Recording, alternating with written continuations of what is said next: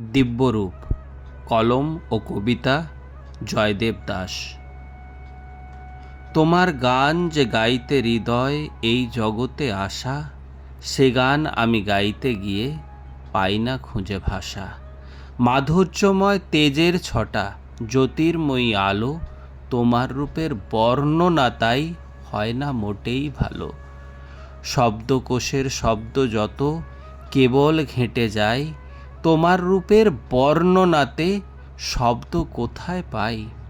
তোমার পূজার সেই আসরে গাইতে বৃথা বসা, পাই না খুঁজে এই জগতে তোমার রূপের ভাষা।